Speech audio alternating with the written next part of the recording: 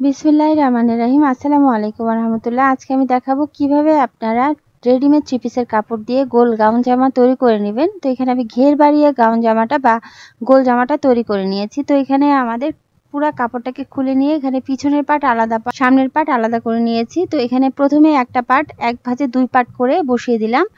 তো এভাবে করে এক ভাঁজে দুই পার্ট করে বসিয়ে দেওয়ার পর ঠিক একইভাবে আরেকটা যে পোর্শন আছে এই আরেকটা পোর্শনও আমি বসিয়ে দিব। এখানে খেয়াল করবেন যেহেতু ডিজাইন আছে ওই যেভাবে করে একটা ডিজাইন বসিয়ে দিয়েছি ঠিক একইভাবে ওই আরেকটা ডিজাইন আপনাদের বসিয়ে দিতে হবে। তো এখানে আমি আয়রন করে বসিয়ে নিয়েছি।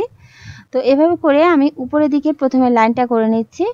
তো এখানে আমাদের উপরের দিকে যেহেতু আঁকাবাঁকা পোর্শনটা কেটে নিতে হবে এবং এখানে আমি 1/2 ইঞ্চি ধরে আরেকটা লাইন করে দিচ্ছি। তার মানে এটাই হচ্ছে আমাদের মার্জিন লাইন। তো এখানে আমি গলাটা মেজার করে নিব। যেহেতু আমি গলাটা বক্রমের উপর কাটবো, গলার সাইডে দিচ্ছি 3.5 ইঞ্চি পরিমাণ। আপনারা 42 সাইজের জন্য একটু বড় গলা দিলে 3 ইঞ্চি পর্যন্ত দিতে পারবেন, ঠিক আছে। তো এখানে সামনের গলা দিচ্ছি 5.5 ইঞ্চি পরিমাণ। এখানে আপনারা যদি একটু বড় গলা যান আপনারা 6 ইঞ্চি পর্যন্ত নিতে পারবেন, 6.25 ইঞ্চিও নিতে পারবেন। তো পিছনের গলা দিচ্ছি 3 ইঞ্চি পরিমাণ। এখানে আপনারা চাইলে পিছনের গলাটা আরেকটু বড় দিতে পারেন। তো এখানে আমি মিডিয়াম সাইজের গলা দিচ্ছি। আপনারা যদি পেস্টিং ছাড়া গলাটা চান তাহলে স্ক্রিনে এই মাপটা দিয়ে দিয়েছে, আপনারা কিন্তু এই মাপ অনুযায়ী গলাটা কেটে নেবেন, ঠিক আছে। তো এভাবে করে গলাটা মেজার করার পর এখন আমি বক্স বানিয়ে নিব। এখানে আমি দেখাবো খুব সহজভাবে কিভাবে আপনারা গোল জামা কাটিং করবেন। তো এখানে আমি বক্স বানিয়ে নিচ্ছি। এখানে আপনাদের আমি গলাটা কোনো শেপ দিচ্ছি না, মানে একদম একটা রাউন্ড শেপ দিচ্ছি, কোনো ডিজাইন করছি না। তো এভাবে করে গলাটা শেপ করার পর এখানে আমি পুট বা শোল্ডার ধরে নিচ্ছি। তো এখানে আমি পুট বা শোল্ডার দিচ্ছি 7 ইঞ্চি পরিমাণ। তো 7 ইঞ্চিতে মার্ক করে দিচ্ছি। নিচের দিকেও ওই একইভাবে 7 ইঞ্চিতে মার্ক করে দিব। এভাবে করে মার্ক করে দিলে আপনারা যখন লাইন করবেন তখন লাইন করতে আপনাদের সুবিধা হবে। তো এখানে আমি আর্মহোল নিয়ে নিয়েছি 42 সাইজের জন্য 6 ইঞ্চি 2 পয়েন্ট পরিমাণ।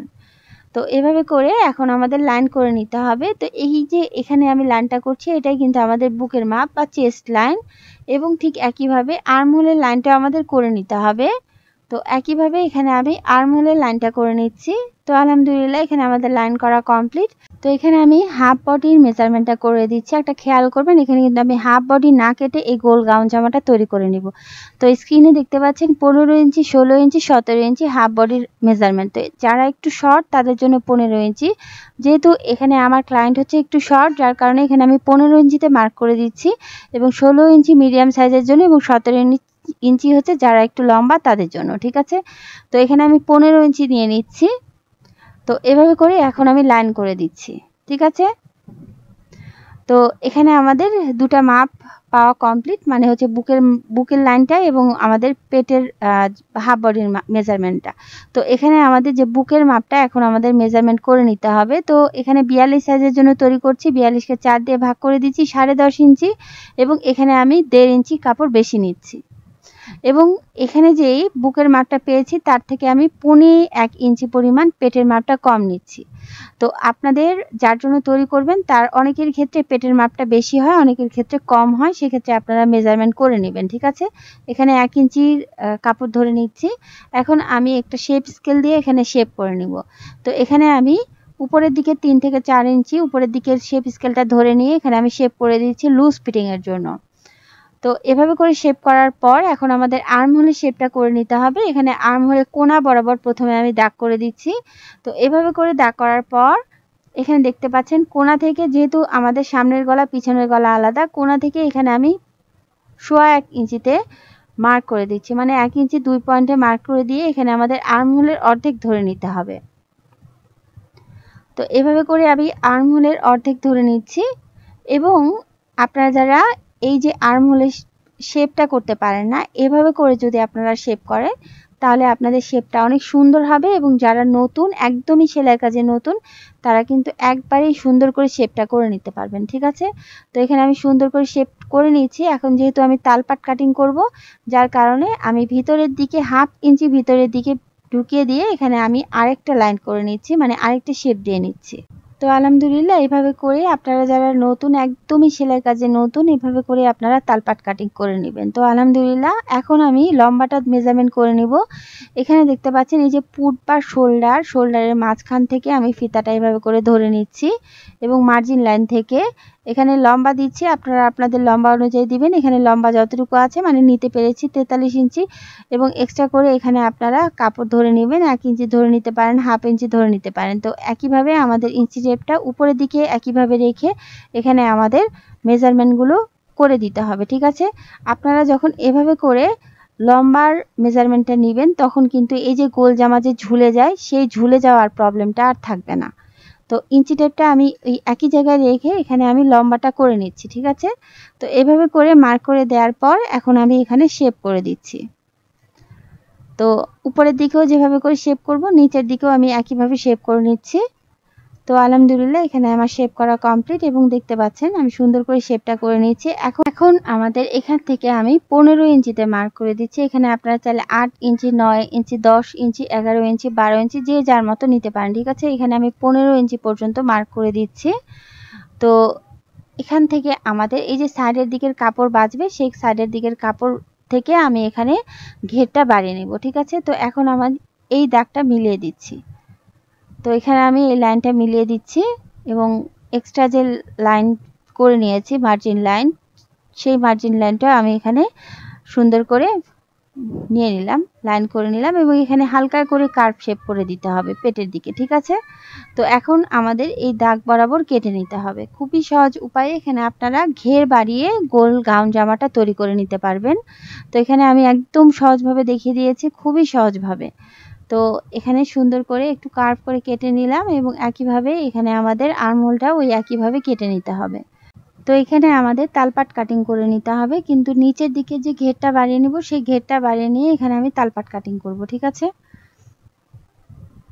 তো সাইডের দিকে যে এক্সট্রা কাপড়গুলো, এখন এই এক্সট্রা কাপড়গুলো দিয়েই কিন্তু আমি ঘেরটা বাড়িয়ে নেব। তো এক্সট্রা কাপড়গুলো ওই একইভাবে সুন্দর করে যেভাবে ছিল সেভাবে সুন্দর করে বসিয়ে দিয়েছি, উপরের দিকে কোণার অংশটা ধরে নিয়েছি। তো এভাবে করে বসিয়ে দেওয়ার পরে এখানে দেখতে পাচ্ছেন এভাবে করে বসিয়ে দেওয়ার পরে এখানে আমি দাগ করে নিলাম এবং দাগ অনুযায়ী এখানে আমি কেটে নিচ্ছি। তো আলহামদুলিল্লাহ এখানে আমি সাইডের দিকের পোর্শনটা বাড়িয়ে নিয়েছি বা কেটে নিয়েছি। এখন আমি তালপাট কাটিং করব।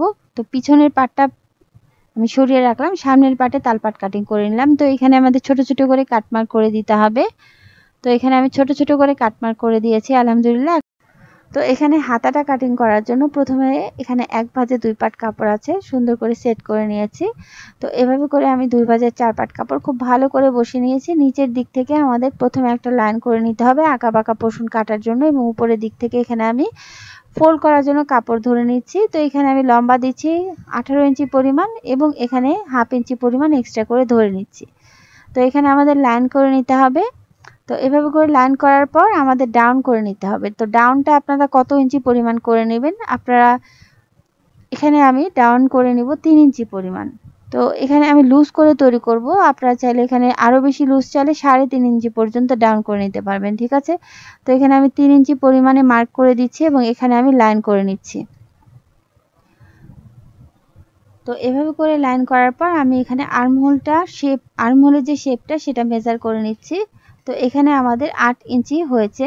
তো এই এতটুকু পরিমাণ কিন্তু আমাদের কাপড় নেই, যার কারণে এখানে আমি এক্সট্রা কাপড় ধরে নিয়েছি এবং এখানে আর্মহোলের শেপটাও যেহেতু 8 ইঞ্চি পরিমাণ, এখানে আমাদের 8 ইঞ্চিতে মার্ক করে দিতে হবে। তো এখানে আমি মার্ক করে দিচ্ছি এবং এখানে আমি হাফ ইঞ্চি কাপড় বেশি নিচ্ছি, ঠিক আছে? তো এখানে আমি এভাবে করে অর্ধেক করে দিচ্ছি এবং অর্ধেক করে দিয়ে এখানে আমাদের এখান থেকে আমাদের শেপটা করে নিতে হবে। তো এখানে আমি শেপটা করে নিয়েছি, এখানে মহড়া নিচ্ছি 6 ইঞ্চি পরিমাণ এবং 1 ইঞ্চি নিচ্ছি এক্সট্রা।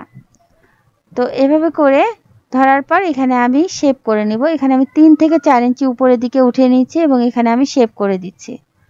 তো এখানে আমি লুজ করে তৈরি করব, যার কারণে এখানে আমি 3 থেকে 4 ইঞ্চি উপরে উঠিয়ে দিচ্ছি। আপনারা যদি এভাবে করে শেপ করেন তাহলে হাতাটা কিন্তু একটু চাপা হবে, যেহেতু আমি লুজ করে তৈরি করব যার কারণে হাতাটাকে আমি উপরের দিকে 3 থেকে 4 ইঞ্চি শেপ স্কেলটাকে উঠিয়ে নিয়ে এখানে আমি হাতাটা শেপটা করে দিচ্ছি। তো লুজ করে তৈরি করতে চাইলে এভাবে করে আপনাদের শেপটা করে নিতে হবে। তো আলহামদুলিল্লাহ এক্সট্রা করে কাপড় ধরে নিচ্ছি এবং এখানে দাগ অনুযায়ী আমি কেটে নিচ্ছি।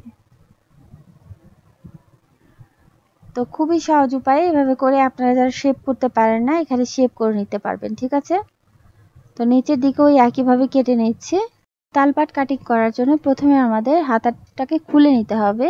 তো পুরো হাতাটাকে মেলে নিয়েছি, একটা হাতা সোজা সাইডে বিছিয়ে নিয়েছি, একটা হাতা সোজা সাইডে বিছিয়ে নিলে একটা হাতা আপনাদের রং সাইডে বা অপোজিট পোর্শনে বিছিয়ে নিতে হবে। মিডিল পয়েন্ট কাউন্ট করে দিচ্ছি, যেহেতু আমি 1/2 ইঞ্চি পরিমাণ এখানে মেইন পার্টে তালপাট কাটিং করেছিলাম, তো হাতাতেও এই একইভাবে এখানে আমাদের 1/2 ইঞ্চি পরিমাণ কাপড় কেটে নিতে হবে এবং এভাবে করে আপনাদের তালপাট কাটিং করে নিতে হবে। খুবই সহজ, এভাবে করে আপনারা গোল গাউন জামাটা কাটিং করে নিতে পারবেন, ঠিক আছে, একদম সহজ উপায়ে।